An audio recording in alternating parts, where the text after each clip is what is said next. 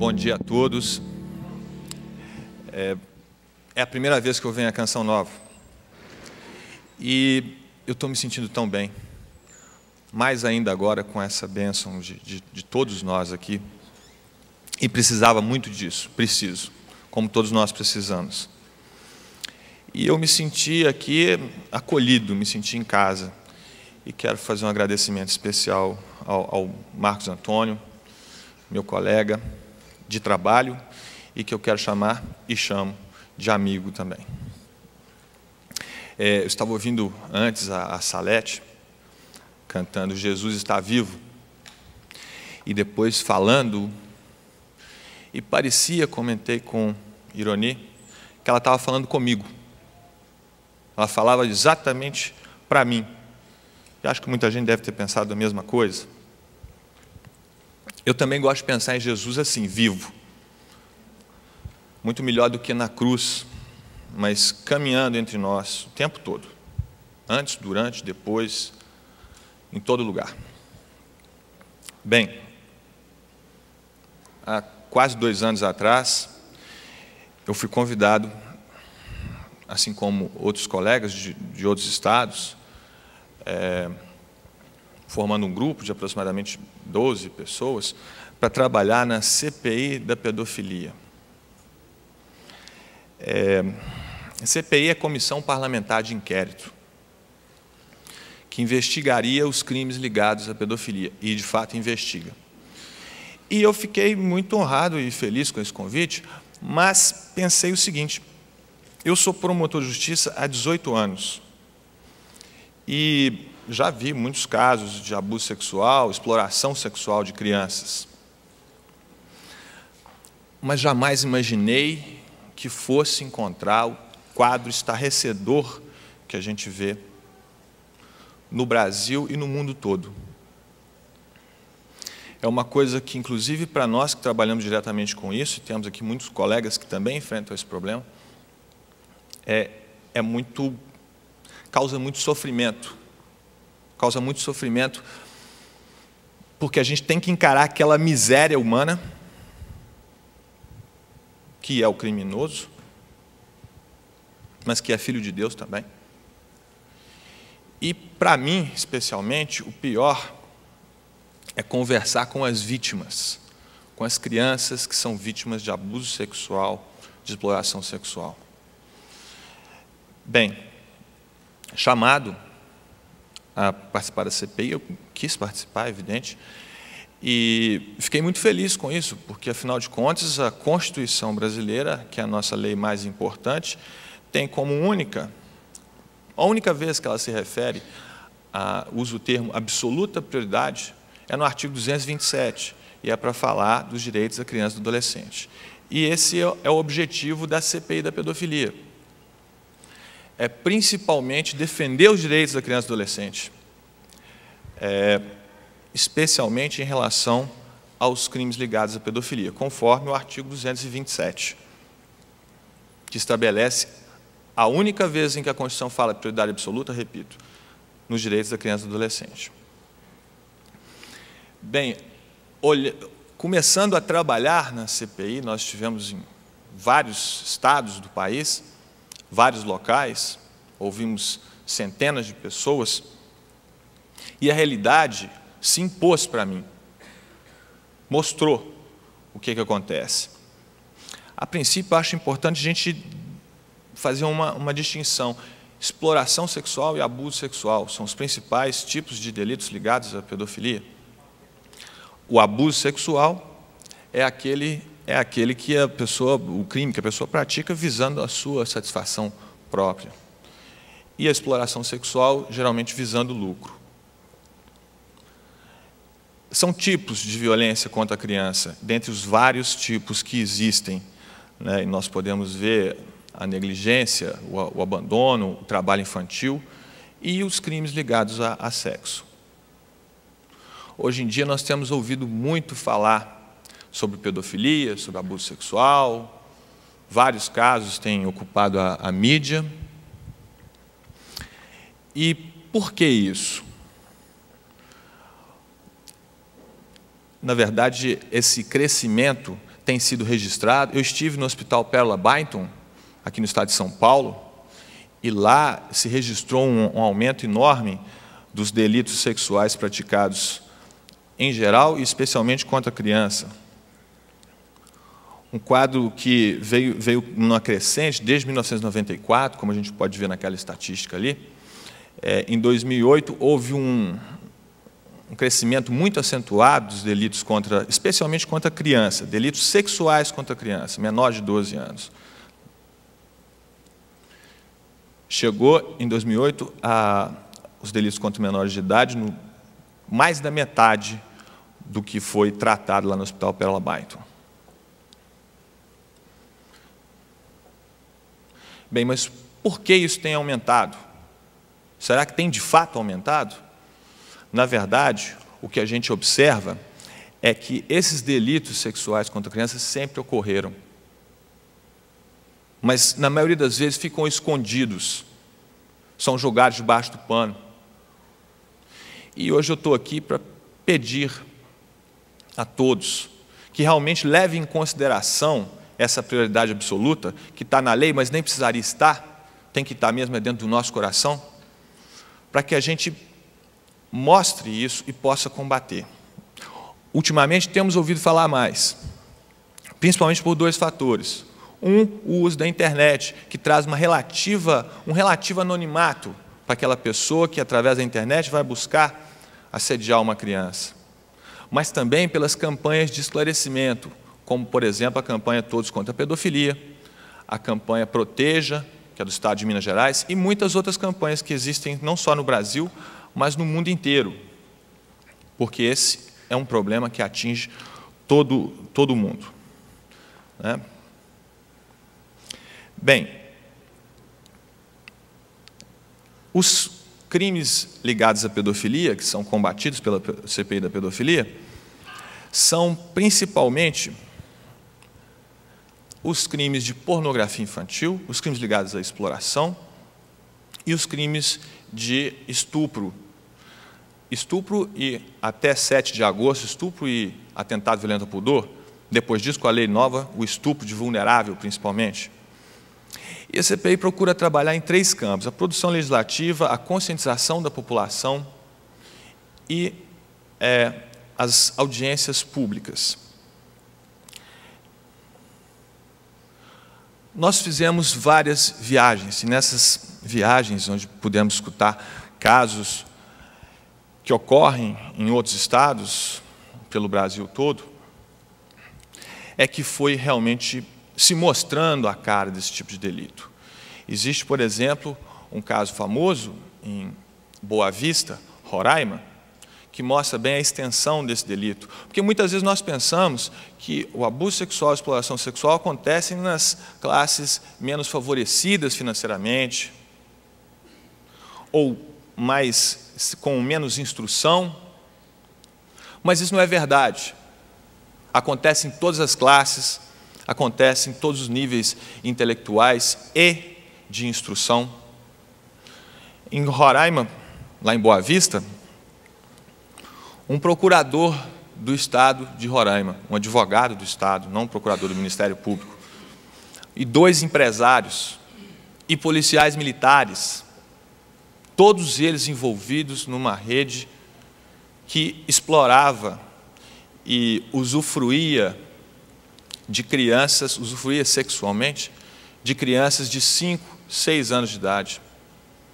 Esse caso foi muito bem documentado pela Polícia Federal, que chegou a fazer filmagens de crianças de 5, 6 anos carregando bichinhos de pelúcia, sendo levadas por uma cafetina na casa do procurador. E dali eles as colocou num carro e levou para um motel. Isso é muito triste, e ele sendo ouvido na audiência, como está ali no slide, ele chegou a negar, mas mostradas a ele, as gravações telefônicas em que ele negociava uma criança como se fosse um pedaço de carne, mostradas as fotografias apreendidas, os filmes, ele não pôde negar. Mas o que nos atinge mais nisso tudo é conversar com essas crianças que sofreram abuso e ver que, infelizmente, elas estão marcadas para o resto da vida. Temos outros casos, por exemplo, os casos do estado do Pará. Ali está o Dom Ascona. Dom Ascona é um homem que merece mais do que o nosso respeito e as nossas orações. Ele merece muito reconhecimento pela sua coragem. É um homem que denunciou um esquema de exploração sexual que ocorre no norte do país, na ilha de Marajó e no Pará, no estado do Pará todo. Por causa disso, sofre ameaças de morte. Inclusive, uma das pessoas que denunciava esse esquema também morreu e sua morte está sendo investigada. Temos os casos do Espírito Santo, que são vários e são bem graves. Eu vindo para cá, conversando com Ironi, cheguei a relatar para ele alguns casos desses e até conversei com ele sobre a possibilidade de falar deles aqui. E vou tentar falar da maneira mais branda possível, porque são coisas muito chocantes. Um sujeito lá do Espírito Santo, não vou citar nomes, nem cidade, nada disso. Quem é lá do Espírito Santo talvez conheça o caso. Abusou da própria filha, que morreu aos 2 anos e meio. Ela sofreu abuso desde que nasceu. Ele não só abusava dela sexualmente, mas agredia a ela e ao resto da família. E ele tinha o gosto por morder essa criança. Ele foi processado, a criança foi institucionalizada, ficou no abrigo, ele fugiu diante do mandado de prisão. Mas quando no Natal, essa criança voltou para passar o Natal em casa, esse sujeito novamente apareceu e novamente agrediu a filha e a mulher e o filho mais velho e abusou sexualmente da criança e novamente a mordeu, nas partes íntimas, inclusive, de uma forma que dilacerou a menina. Eu tive o desprazer de examinar o auto de corpo de delito e ainda assassinou de uma maneira que eu simplesmente não posso revelar aqui na televisão, por causa de respeito às pessoas que estão assistindo. Esse é um dos casos. Bem, temos um caso próximo aqui do estado, né? O caso de Catanduva, em São Paulo, ficou bem conhecido.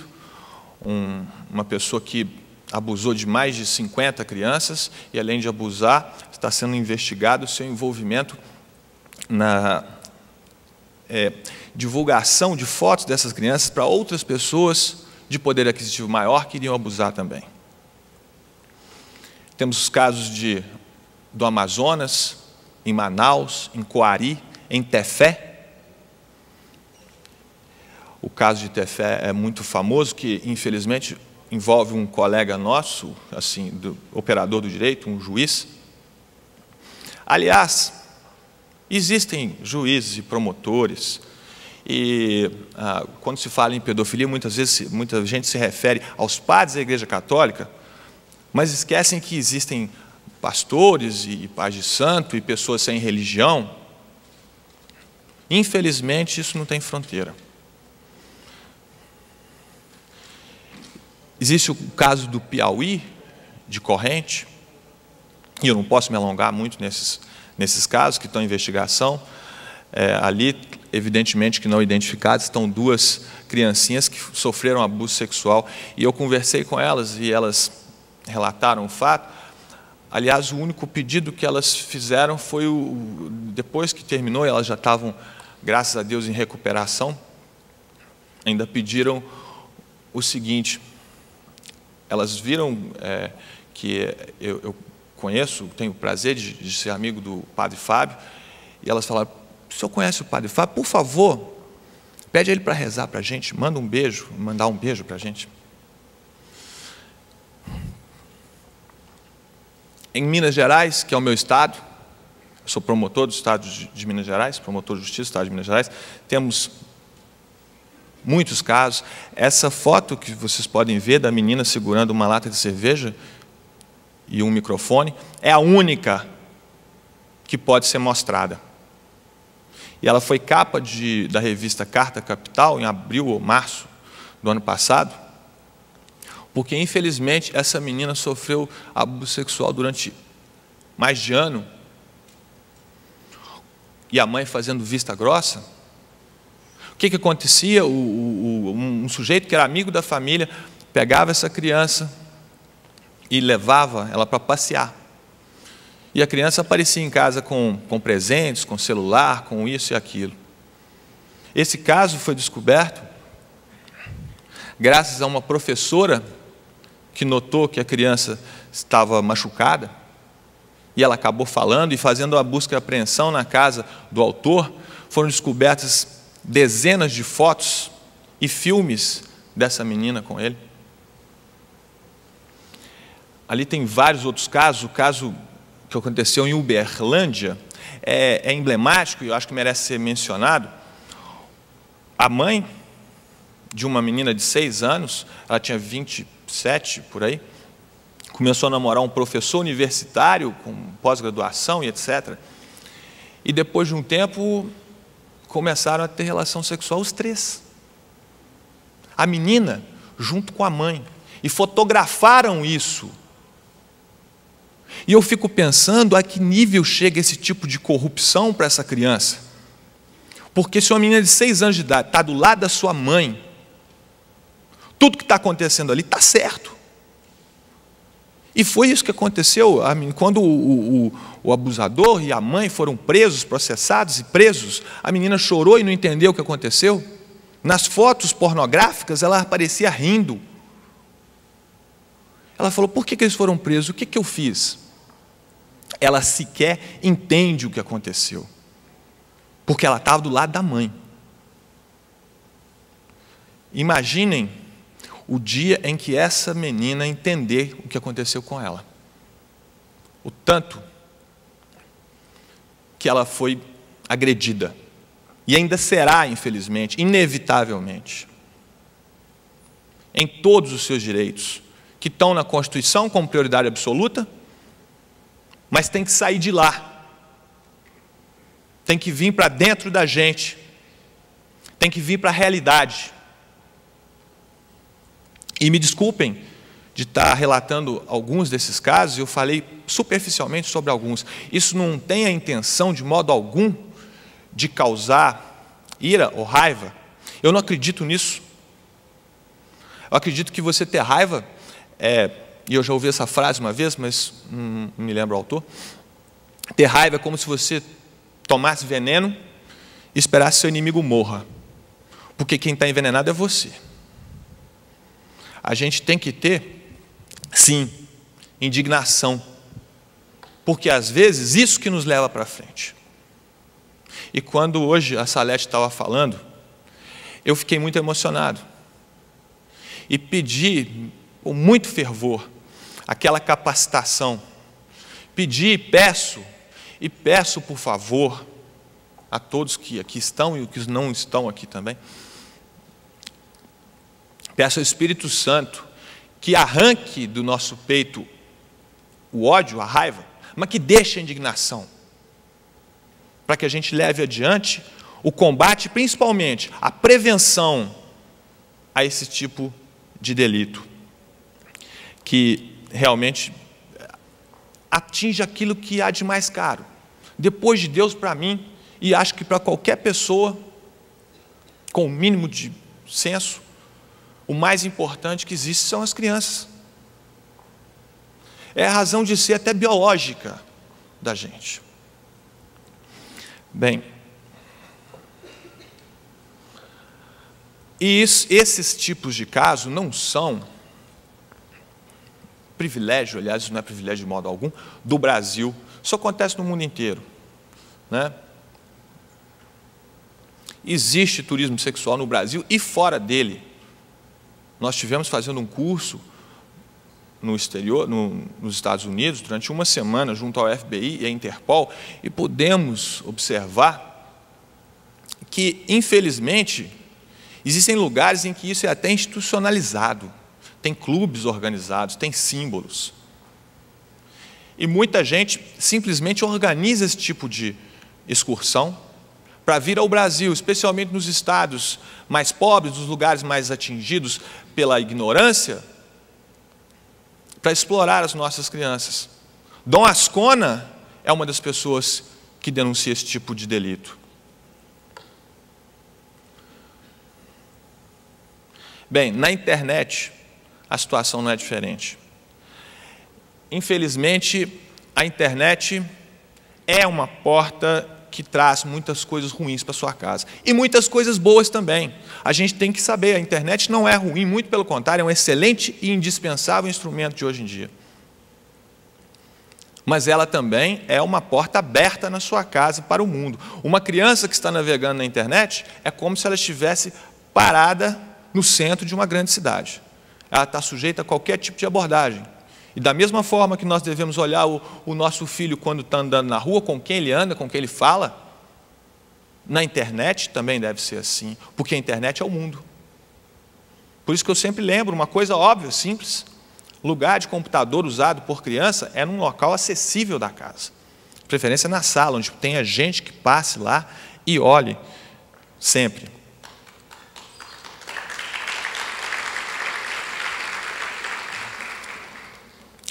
Estão sendo dados passos em relação à melhoria do combate a esse tipo de crime.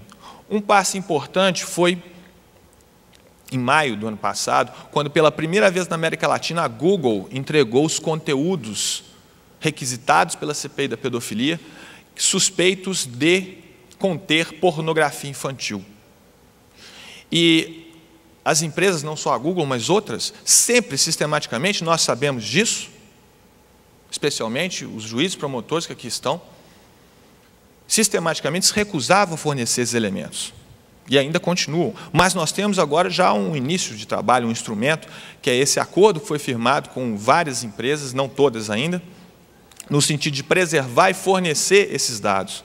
Na época em que a Google entregou 3.261 profiles, e nós fomos examinar, nosso grupo de trabalho da CPI, sinceramente, nunca vi tanta porcaria.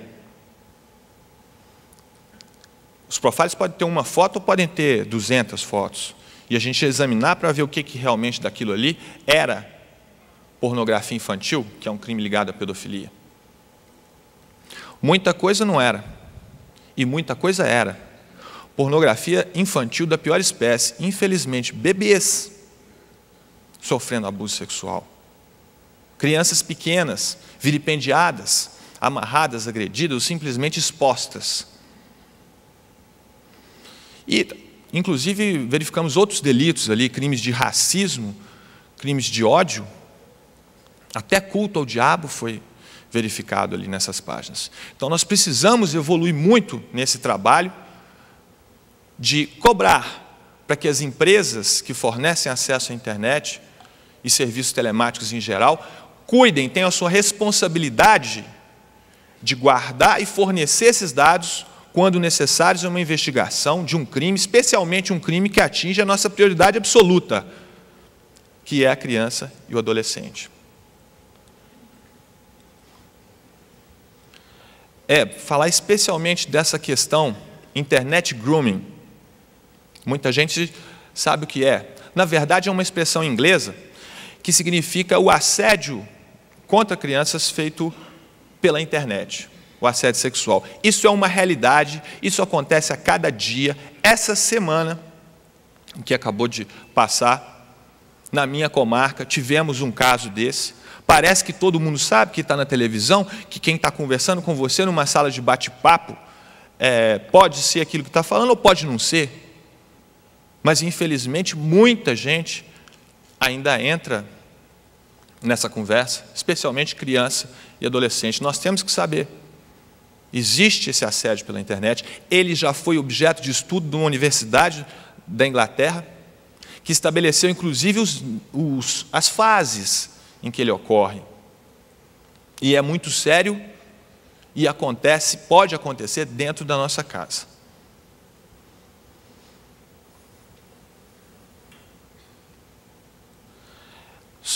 nós estamos falando aqui de crimes ligados à pedofilia, então acho importante falar um pouco sobre pedofilia, que nós ouvimos falar e muitas vezes não temos um conceito exato e cada um vai ter o seu. Muita gente me pergunta, o sujeito que faz essas coisas que você relata é louco? Não, não é louco, não. Para nós, operadores de direito, interessa muito saber se ele é imputável ou não. Os estudos têm mostrado que a absoluta maioria, 80% a 90%, são perfeitamente imputáveis, ou seja, eles sabem o que estão fazendo, eles sabem o que é certo e errado. São pessoas aparentemente normais. Só que eles têm uma preferência sexual por criança. E quando eles resolvem exercitar essa preferência, eles cometem os crimes ligados à pedofilia, que destroem a parte que eu reputo mais importante da sociedade, que são as crianças e os adolescentes.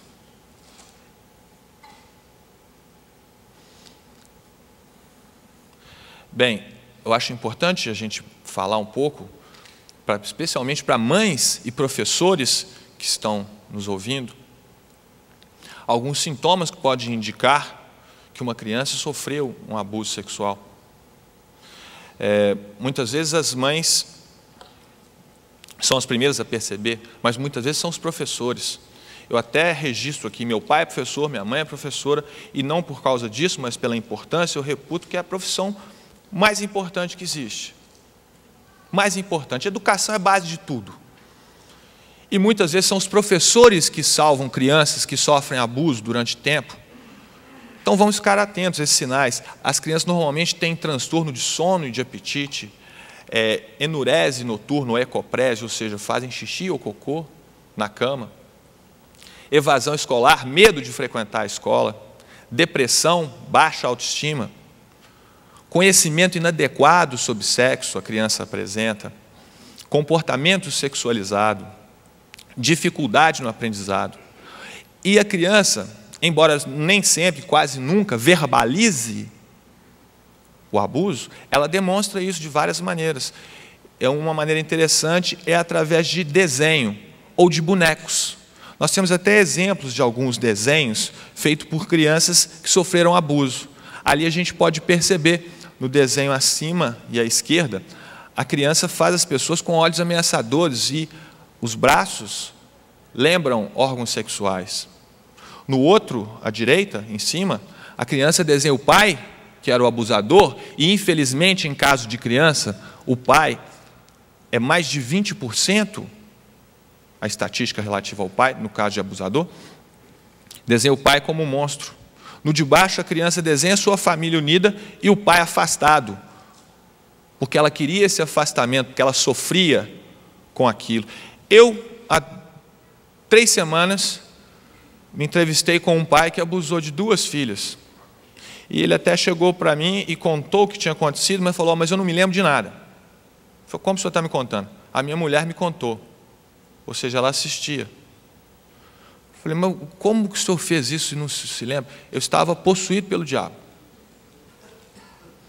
Tá certo, então me conta. Ele contou, confessou, mas sob esse justificativo, estou possuído. Eu falei, então faz favor, chama esse diabo aí, porque vai ele e vai o senhor também, preso. Mas ele acabou vendo que aquilo não tinha o mínimo cabimento e reafirmou que realmente tinha feito isso. Justificou dizendo que tinha sofrido abuso na infância. E eu não duvido que seja verdade, embora isso não justifique.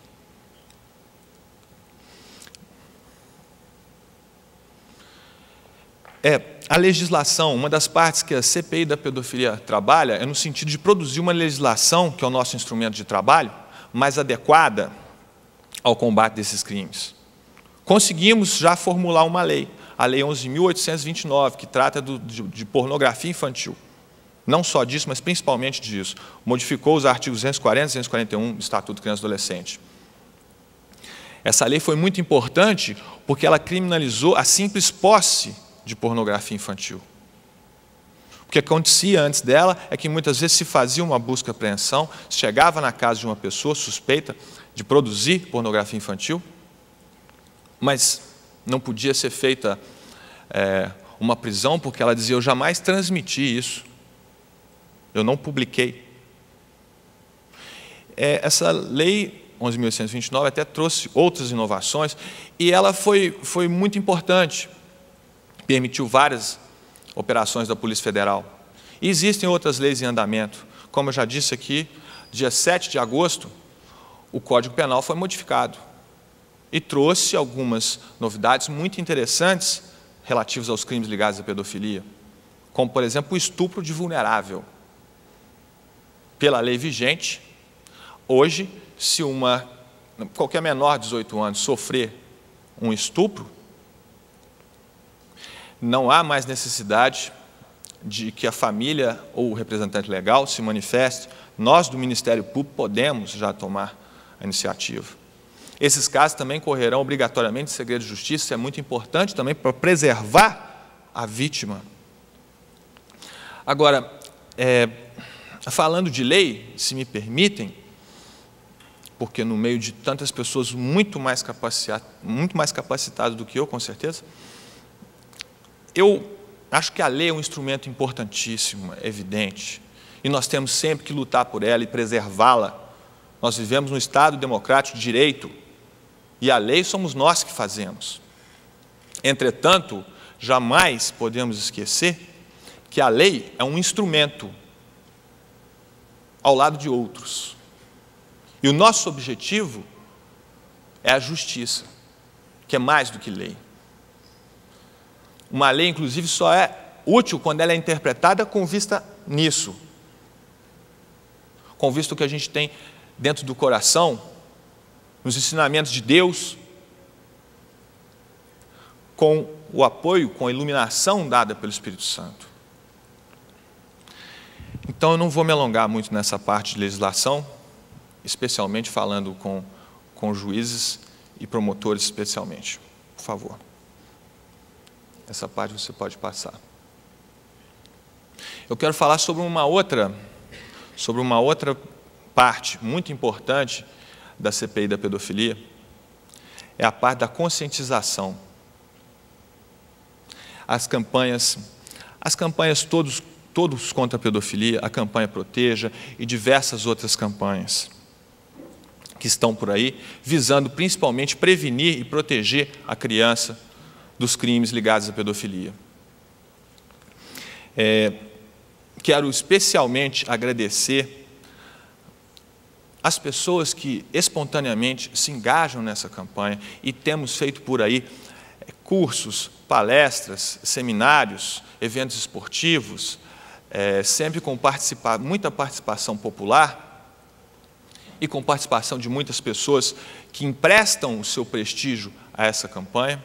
Vai um agradecimento especial ao Eros Biondini, meu amigo, e que espontaneamente se dispôs e está, especialmente no estado de Minas Gerais, trabalhando para defender os direitos da criança e do adolescente. O meu abraço, o meu agradecimento ao padre Fábio de Mello, que espontaneamente quis conhecer a campanha. Quando ele esteve em Divinópolis, eu tive a honra de hospedá-lo, conversamos longamente a respeito disso, e ele, a partir daquele momento, disse: eu assumo esta campanha, e tem dado esse respaldo. Não só ele, mas o senador Magno Malta, que foi quem iniciou essa luta no Senado Federal, e diversas outras pessoas que espontaneamente se juntam a essa luta. Ali a gente pode ver, temos a Luciana Gimenez, cujo programa atinge uma faixa de população muito importante para ser conscientizada da necessidade de defender os direitos da criança e do adolescente, de denunciar esse tipo de delito e principalmente prevenir. Outros cantores, como, por exemplo, o KLB, Paulinho Pedra Azul, o presidente da República. Eu não quero falar de política e pouco me interessa a política, especialmente a partidária. Mas ele foi muito sensível a essa causa, tanto que essa lei contra a pornografia infantil foi proposta em julho e sancionada dia 25 de novembro. Teve uma tramitação especialmente rápida. E diversas outras pessoas, Jean Giovanni, Sérgio Reis, Frank Aguiar, pessoas não só da nossa religião, da minha religião e de vocês, mas de outras religiões, evangélicos, católicos, espíritas. Sinceramente, o que importa é defender a criança e o adolescente.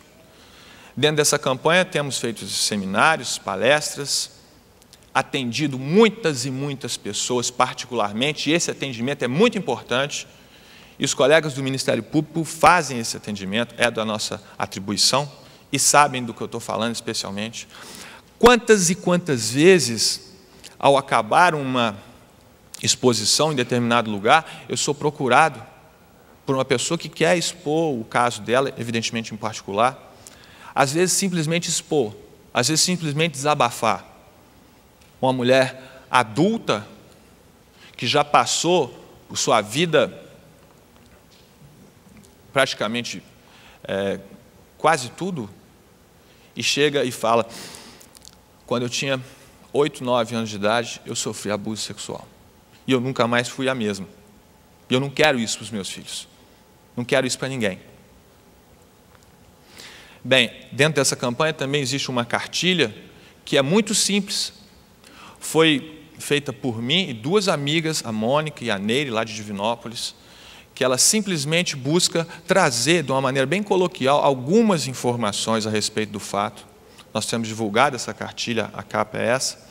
Ela tem sido reproduzida, eu trouxe algumas aí e vou distribuí-las depois. Isso é importante para a conscientização. Temos outras entidades que produzem também material sobre isso na internet, esse material é farto. Essa cartilha é do Ministério Público de Minas Gerais, especificamente sobre internet, crimes cibernéticos. E, importante deixar aqui claro, todos nós podemos contribuir de várias maneiras para proteger a criança e adolescente. Inclusive através da denúncia responsável, evidentemente, justa, nos órgãos próprios. Promotoria de Justiça, o Conselho Tutelar, tem o Disque 100. Existem na internet muitas páginas especializadas em receber esse tipo de denúncia. Isso pode salvar uma vida, isso pode salvar uma alma.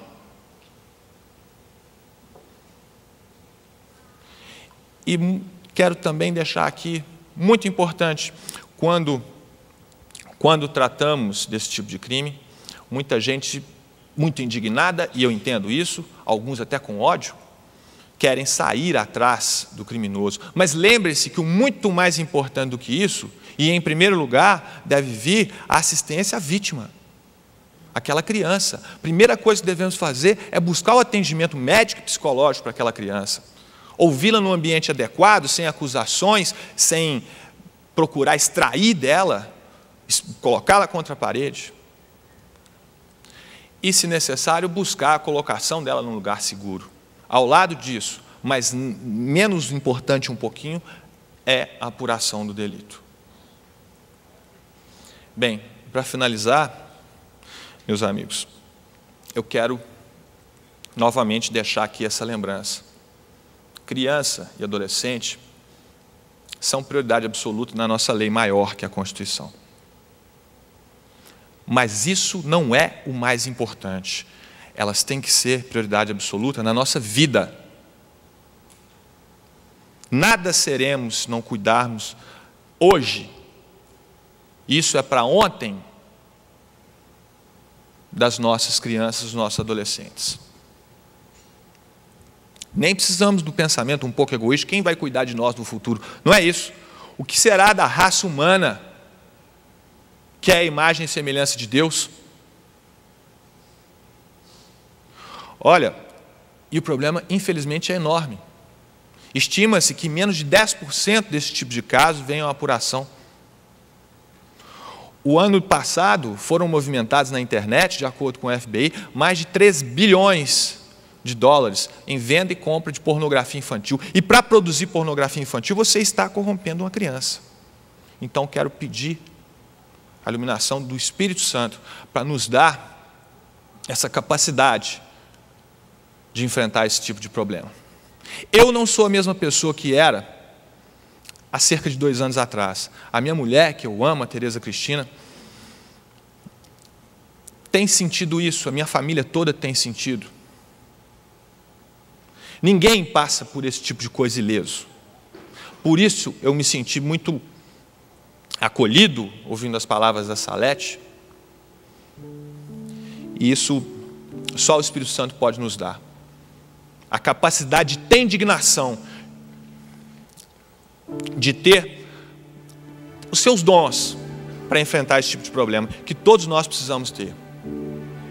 Todos nós. E só vamos ter com as bênçãos do Espírito Santo, que eu peço humildemente para todos nós. Muito obrigado.